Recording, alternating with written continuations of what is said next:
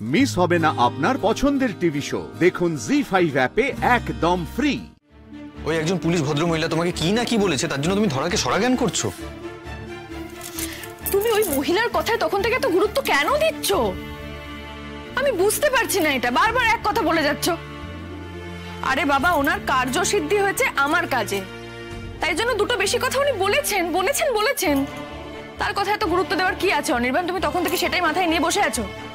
হ্যাঁ, আমি ওই মহিলা পুলিশের কথা মাথায় নিয়ে বসে আছি? হ্যাঁ, ওই মহিলা আমি মাথায় নিয়ে বসে আছি ওনার কথা? কে বললো তোমাকে? কে বললো? তখন থেকে তো তার কথাই বলে যাচ্ছ। এই শোনো, তোমার কি মনে হয় তোমার আমি জেলাস? আমি পুলিশ তোমাকে কি বলেছে না বলেছে তার জন্য আমি হিংসা করছি তোমাকে?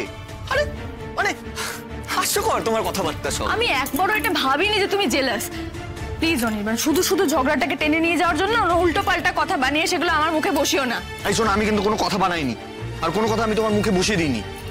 তোমার প্রত্যেকটা কথায়, তোমার আচরণে যেটা বোঝা যাচ্ছে, যেটা ফুটে বেরোচ্ছে, আমি সেটাই বলছি। ইনফ্যাক্ট আমার তো এখন মনে হচ্ছে তুমি jealous. Yes, you are jealous. হিংসা করছো তুমি এখন। আমি ঠিক কি কারণে তোর উপর জেলাস বলে তোমার মনে হয় একটু বুঝিয়ে বলবে আমাকে প্লিজ? অস্বীকার করতে পারবে তুমি? যখন তুমি বাড়িতে ঢুকে দেখলে আমাকে আর কোয়েলকে একসঙ্গে যখন দেখলে যে আমরা দুজন একসঙ্গে বসে ডিনার করছি, আমরা খাওয়া দাওয়া করছি, তুমি জেলাস হওনি? তোমার মনে হয়নি এটা যে তোমাকে ছাড়া আমরা একসাথে ওখানে বসে আনন্দ করে খাওয়া দাওয়া করছি? সত্যি কথাটা বলবো, আমার জেলাস হওয়ার আগে আমি দেখলাম কোয়েল তোমাকে খাবার সার্ভ করতে গিয়ে নিজের শাড়ির আঁচলের দিকে ওর কোনো খেয়াল থাকছে না। বলবো তো সত্যি কথাটা মিস্টার অনির্বাণ সেন? শোনার ক্ষমতা আছে তো তোমার? আমার না সেটা দেখে জাস্ট ঘেন্না হচ্ছিল, ঘেন্না। আরো অনেকগুলো সত্যি কথা বলার আছে তোমাকে, শুনতে পারবে তুমি? দম নেই তোমার। কি সত্যি?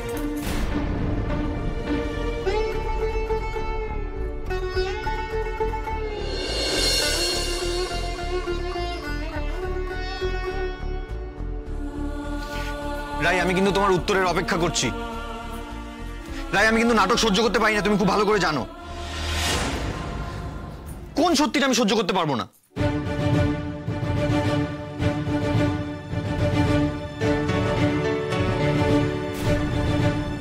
কোন কথাটা বলতে গিয়েও বলতে পারছো না, বলো তো আমাকে। কি সহ্য করতে পারবো না আমি? কোন সত্যি? ঠিক করলাম তোমাকে বলবো না। মানে মানে মানে তো বোঝার কিছুই নেই। আমার সত্যি আমার কাছেই থাক। ও, এবার আমি বুঝতে পেরেছি তুমি কোন সত্যির কথা উল্লেখ করতে চাইছো এবং কেন সেটা বলতে চাইছো তুমি, সেটাও আমি খুব ভালো করে বুঝতে পারছি। রাই, তবে একটা কথা মনে রেখো, তোমার যদি কোয়েলের বিরুদ্ধে কারোর কাছে কোনো অভিযোগ করার হয় তাহলে সেটা নিজের বিরুদ্ধেই করো। কারণ কোয়েলকে এই বাড়িতে আশ্রয় দিয়েছে কে? তুমি। জামা কাপড় কে কিনে এনেছে? আমি কিন্তু কিনিনি রাই, তুমি কিনে এনেছো। তাই কোয়েলের বিরুদ্ধে তোমার মনের মধ্যে যদি হিংসা তৈরি হয়ে থাকে তাহলে তার দায় কিন্তু তোমার নিজেরই। মনে থাকবে, মনে থাকবে আমার। তো থাকবেই। শুয়ে পড়ো।